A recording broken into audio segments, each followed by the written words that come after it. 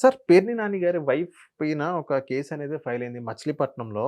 ఏదైతే పేర్ని నాని గారి గోడౌన్ ఏదైతే ఉందో, సివిల్ సప్లై ఏదైతే బియ్యం ఉందో ఆ బియ్యం అనేది 185 టన్స్ బియ్యం అనేది మాయమైందని ఇప్పుడు మన అధికారులు అక్కడ చెకింగ్ చేస్తే తెలిసింది. అదే బియ్యం అదే పేర్ని నాని గారు గాని, వాళ్ళ వైఫ్ గాని అడిగితే ఏదైతే వే బ్రిడ్జ్ ఉందో అక్కడ వే బ్రిడ్జ్ అనేది టెక్నికల్‌గా ప్రాబ్లమ్ వచ్చింది. అందుకనే మీకు అటు ఇటు చూపిస్తుంది. సో, ఏదైతే అది 185 టన్స్ ఎంతైతే వాల్యూ ఉందో అది నేను మళ్ళీ మీకు రిటర్న్ పే చేస్తా అనేది పేర్ని నాని గారు దొంగచాటున ఎనక దాక్కొని ఇలా చెప్తున్నారని చెప్తున్నారు. ఈవెన్ పేర్ని నాని గారు ఒక లెటర్ రాయడం జరిగింది గవర్నమెంట్‌కి. సో, 185 టన్స్ ఎంతైతే అంతుందో అది నేను పే చేస్తానన్నట్టుగానే పేర్ని నాని గారు చెప్పడం జరిగింది. సో, దీన్ని బట్టి చూసుకున్నట్లయితే అక్కడ ఏదో ఒక స్కామ్ జరిగింది అనుకోవచ్చు గదా!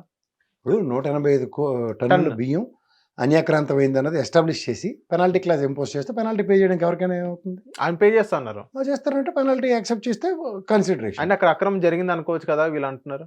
సరే, ఇప్పుడు ఒక వ్యాపారంలో 1, 2 ఇఫ్స్ అండ్ బట్స్ ఉంటాయి. ఇఫ్స్ అండ్ బట్స్ లేకుండా ఎవరు ఇప్పుడు ఐటీ రిటర్న్‌లో ఎవ్రీ మంత్ మీరు పే చేస్తారు ఎవ్రీ ఇయర్. ఒకసారి మీకు పెనాల్టీ క్లాస్ ఇంప్లిమెంట్ అవుతుంది. డిఫరెన్స్ ఆఫ్ ఐటీ పే చేయమంటాడు. దానికి ఏం చేస్తారు మీరు? అవును. ఇప్పుడు అవకతవకలు 185 టన్నులది గొడవనంటే 185 టన్నులే కాదు కదా సార్. ఇంకా చాలా ఉంది. ఇంకా ఎక్కువ ఉంటుంది. అవును. సో అలాంటి దగ్గర 185 టన్నులకి కన్సిడరేషన్స్ ఎట్లా ఉంటుందో గవర్నమెంట్ షార్టేజ్ డిస్కషన్స్ వస్తుంది. మీద ఆధారపడి ఉంటాయి. అవును. అది నిజంగా మిస్యూటిలైజేషన్ అనేది జరిగినప్పుడు పెనాల్టీ క్లాస్ కాకుండా నెక్స్ట్ లెవెల్ ఉంటుంది కదా. పెనాల్టీ వీళ్ళు లెటర్ రాయడం జరిగింది. మేము కడతానని కూడా చెప్పడం అదే జరిగింది. చెప్తున్నాను, పెనాల్టీ క్లాస్ కాకుండా ఇంకేమైనా ఎంఫోర్స్ చేసింది అనుకోండి, ఖచ్చితంగా దానికి బాధ్యత వహించవలసి వస్తుంది. అవును. It is nothing but accepting the responsibility కదా.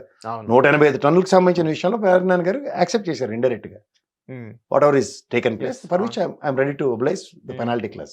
అంటే వాళ్ళ కొన్ని ఛానల్స్ చెప్తున్నారు అక్కడ పేర్ని నాని గారి వైఫ్ వీళ్ళిద్దరు అక్కడ స్కామ్ చేశారు కాబట్టి వీళ్ళు దాక్కుంటున్నారు దొంగచాటున, అందుకని వీళ్ళు మళ్ళీ కడతానన్నారు అన్నట్టుగా చూపిస్తున్నారు. ఇప్పుడు నేను అంటుంది అదేనండి. ఇప్పుడు గవర్నమెంట్ 185 టన్నుల విషయంలో ఒక డెసిషన్ తీసుకుంది అనుకోండి సార్, ఇది ఈ విధంగా అన్యాక్రాంతమైంది, అది తప్పు, మాల్ ప్రాక్టీస్ అయింది అనుకోండి, ఉదాహరణకి రేషన్ బియ్యం లేదంటే ఇంకో బియ్యం అది ఎస్టాబ్లిష్ చేసి ఈ దీంట్లో క్రెడెన్షియల్స్లో రేషన్ బియ్యం విధంగా తప్పు చెప్పట్టింది కాబట్టి దీనికి పెనాల్టీ వర్తించదు, శిక్ష.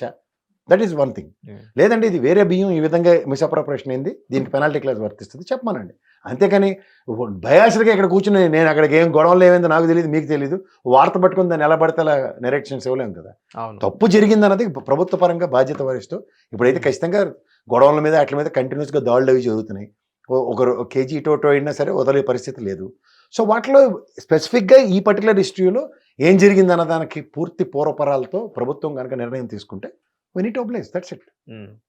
హిట్ టీవీ యాప్ ని డౌన్లోడ్ చేసుకోండి. ఇందులో short news, live news, entertainment movies అన్ని అవైలబుల్ గా ఉన్నాయి. Please download Hit TV app. Hit TV app. Hit TV యాప్ని ఫ్రీగా డౌన్లోడ్ చేసుకోండి.